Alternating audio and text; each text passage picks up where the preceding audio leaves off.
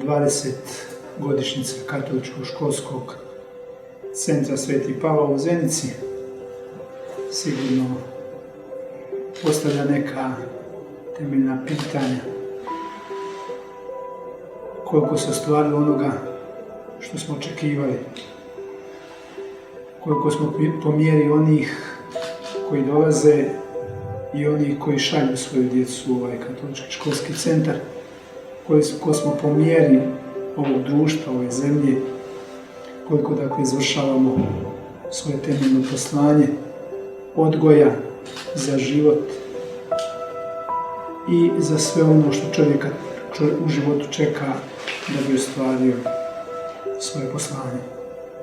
Zasigurno vraćajući se na početke, dakle kad smo neposredno nakon rata, zapravo još u ratu, pripremali sve ono što je bilo potrebno da bi škola počela ovdje u Katoličkom školskom centru, onda zasigurno čovjek s nekakvom, rekao bih, nostalgijom gleda na taj elan, na sve ono što se tada očekivalo, željelo i nastojalo.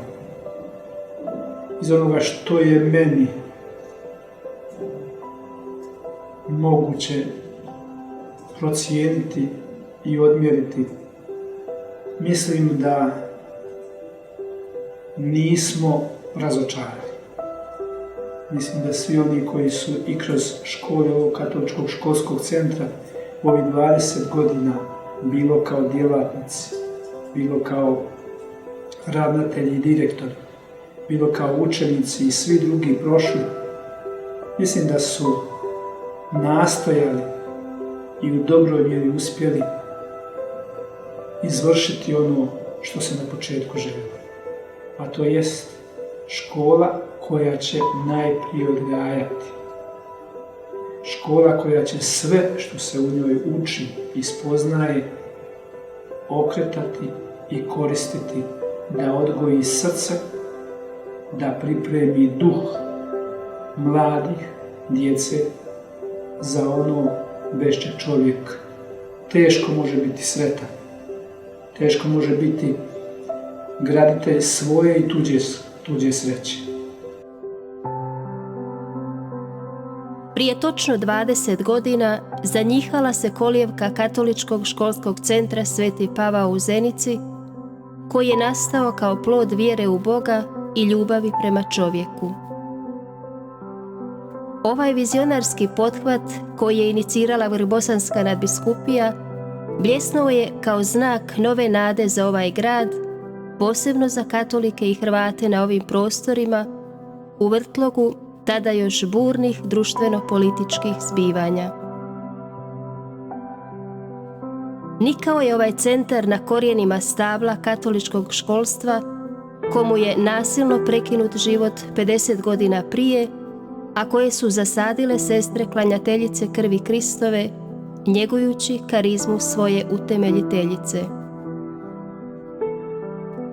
Družbu klanjateljica krvi Kristove osnovala je Marija de Matijas, uočivši potrebu obrazovanja siromašne djece i mladeži, posebno ženske.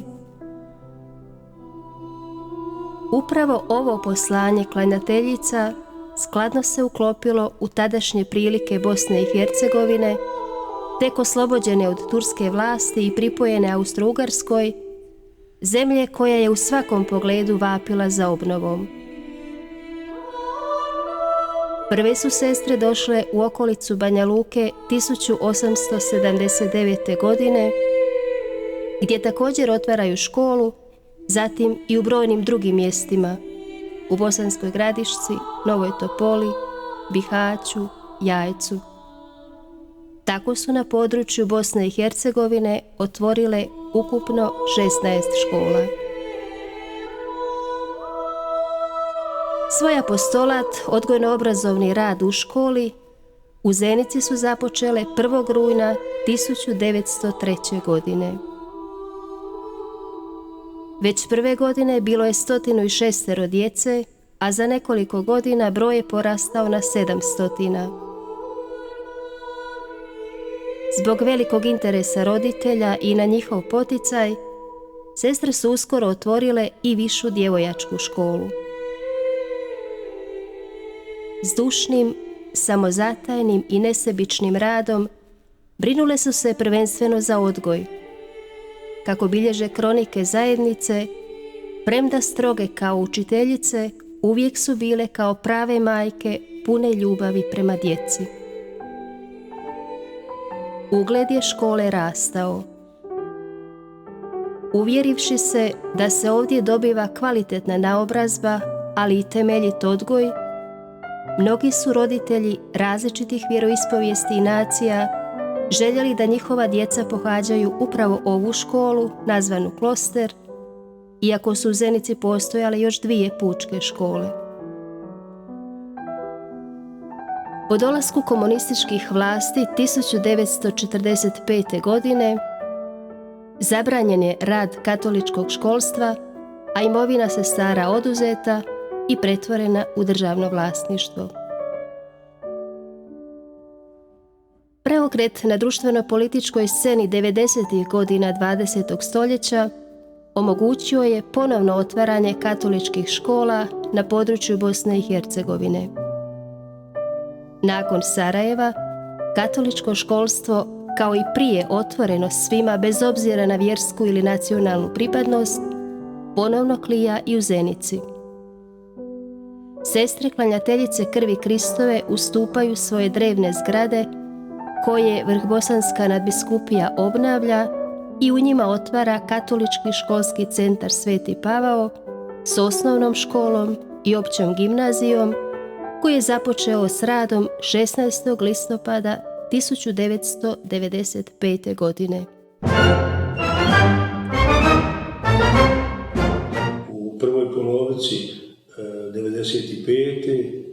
već se pojavila inicijativa da bi biskup Sudar došao u Zenicu i obavio razgovor sa rukovodstvom Napretka i bili su tu i neki svećenici, među njima je bilo i oni koji su inače bili u rukovodstvu Napretka.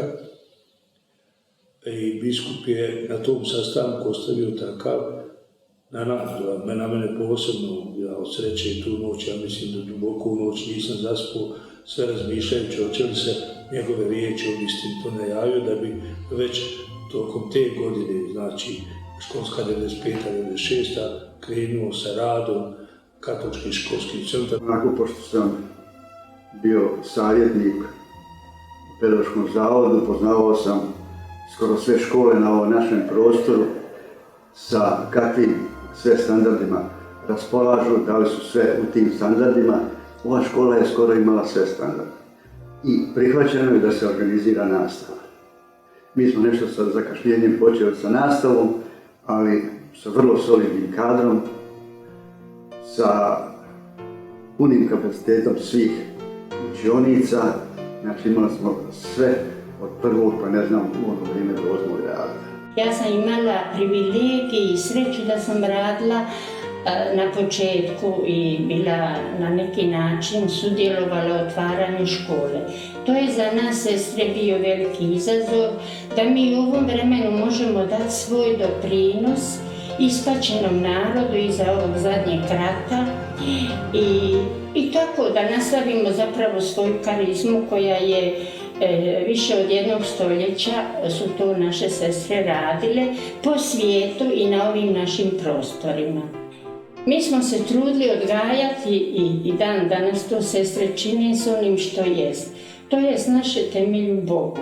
Mi smo imali puno više prijavljenih učenika i roditelja koji željeli upisati svoju djecu u naše škole od prostora koji smo imali. Imali smo na raspolaganju samo malu zgradu koja je sad, čini mi se, administrativne naravi, samo i knjižnica je tu, dok je u dvorištu bila jedna trošna zgrada čiji su prostori bili iznajmljeni. Evo pa onda kako smo imali puno više interesa djece i učenika i roditelja, onda smo morali, jer ta dvorišna zgrada je bila crkveni prostor, pa smo onda od općine dobivali jednu po jednu prostoriju koju smo pretvarali u učionice, tako da smo u jednom dijelu čak radili u 3 smjene sa skraćenim satom od 35 minuta. Evo, ali hvala Bogu da su ti svi problemi nadiđeni, kad se stvorili uvjeti, onda je započela s radom i s izgradnjom nova zgrada, novi katolički školski centar koji izgleda ovako sad kako izgleda. Ja sam u svemu tome radila administrativne poslove i tako sam kod osnivanja škole dobila i radno mjesto tajnice. I otišla sretna, zadovoljna iz knjižnice direktno u mirovinu. Bio je rat, nova škola, novi plan i program kojim smo imali tu čast da ga i sami pravimo, korigiramo, što mi je posebno drago. Tako da sam pravo uživala. Odmah se to vidjelo i na natjecanjima. Znala sam izvesti 12 učenika, 7 ide dalje. Još uvijek sam sretna što sam svoj radni vijek završila u ovoj školi. Predavala sam hrvatski jezik u osnovnoj školi i vodila dramsku udrugu. Uz pomoć kolega i osoblja pripremali smo programe. Gostovali smo u Sarajevu, Ljubljani, u Italiji. Sve to ne bi bilo moguće bez drage, darovite djece. Zahvalna sam i ponosna što sam radila u ovoj školi. Moj fokus rada je uvijek bio usmjeren na odgoj i obrazovanje učenika i s ponosom ističem da sam za to vrijeme izdao 13 generacija maturanata opće gimnazije. Iskreno želim puno uspjeha u budućem radu i sretnu i uspješnu budućnost centra. Odgoj i obrazovanje sigurno je jedan poseban vid ponude koje Katolička crkva nudi u cijelom svijetu, a evo i mi smo željeli u Bosni i Hercegovini time učiniti i dati jedan dio svoj koji sigurno ostaje za duge i duge godine i duga pokoljenja. Zato samo moj rad i moja zauzetost u Zenici bila mi je radost i mislim da smo vrijednih stvari kroz tih 6 godina učinili, da je centar postao i svakako ostao važna značajka u gradu Zenici, u cijeloj županiji, ali i u našoj Bosni i Hercegovini. Bez davanja srca nema škole, nema odgoja, nema obrazovanja. Zato unatoč svih teškoća, objektivnih, a onda i onih subjektivnih, obiteljskih, za koje nikad čovjek ne može dovoljno znati i ne može im se dovoljno prilagoditi. Dakle, kad se sve to zbroji, onda mi se čini da je i ovaj katolički školski centar, kao i cijeli sustav katoličkih škola za Europu, jedan mali iskorak, jedan mali doprinos da ne ponestane nade. U duhu njegovanja osobitosti sustava nastoji se da što više naših bivših učenika postane dijelom nastavničke zajednice. Sad sam opet u školi slavio njeno postojanje. Hodam stopama mnogih učenika i stopama nas samih koji smo godinama sjedili u istim klupama i učili iste riječi koje učim i ja danas svoje učenike. Katolički školski centar Sveti Pavao mi je kroz osnovno i srednje obrazovanje omogućio stjecanje najbitnije životne vrline, radne navike. Drago mi je što sam dobio prigodu vratiti se u ovaj centar i pomoći u njegovom daljem napredovanju, prenošenju stečenog znanja na buduće generacije učenika. Sada sam opet tu, u ulozi učiteljice, sigurna, spremna i uvijek raspoložena ovoj divnoj dječici narednim generacijama prenijeti znanje i osvijestiti važnost svakog dana. Učenici su aktivni u radu svojih škola preko vijeća učenika, a suradnja s roditeljima ostvaruje se i radom vijeća roditelja. Uz redovitu nastavu u centru su aktivne i brojne sekcije. Dramska, literarna, novinarska, medijalna, razne sportske sekcije, tamburaška, likovna, plesna, fotosekcija, mažoretkinje i pjevački zbor. Učenici također sudjeluju na raznim natjecanjima na svim razinama gdje često postižu zapažene rezultate.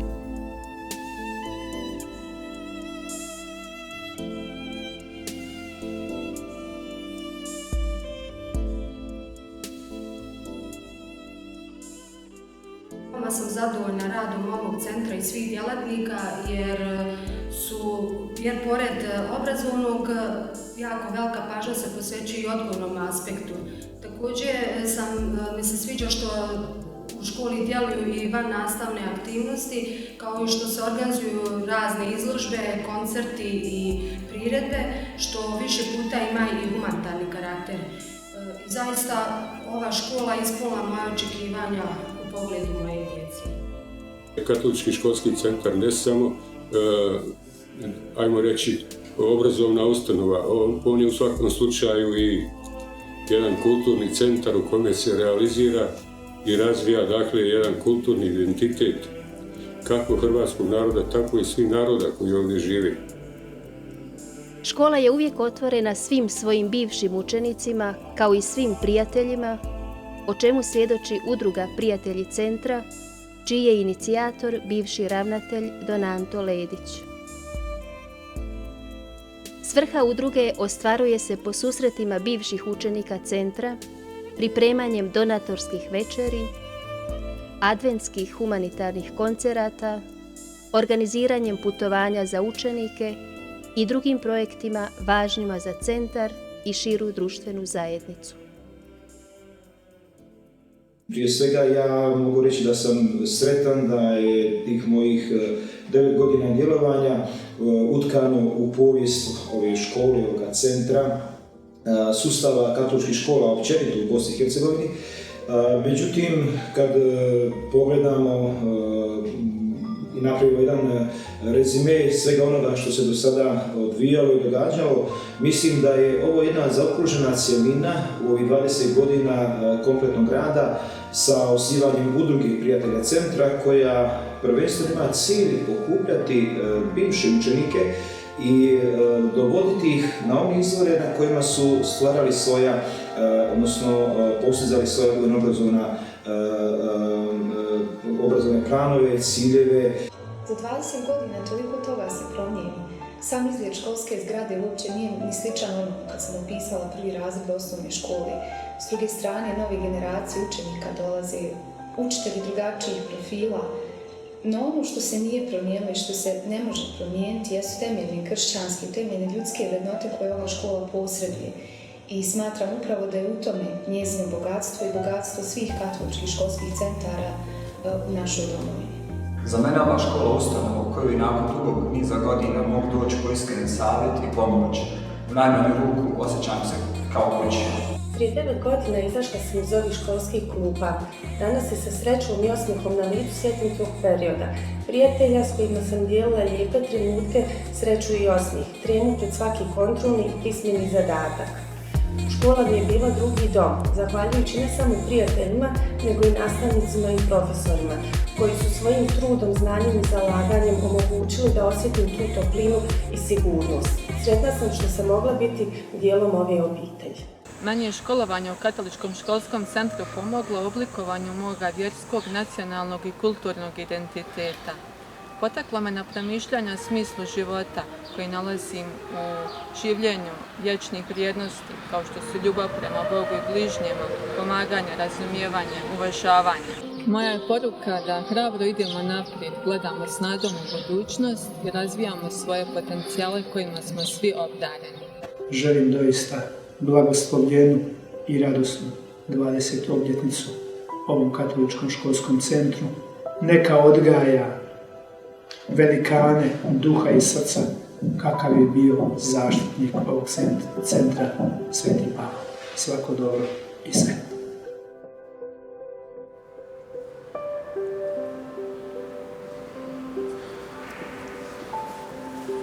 Hvala na posjet, dođite nam opet.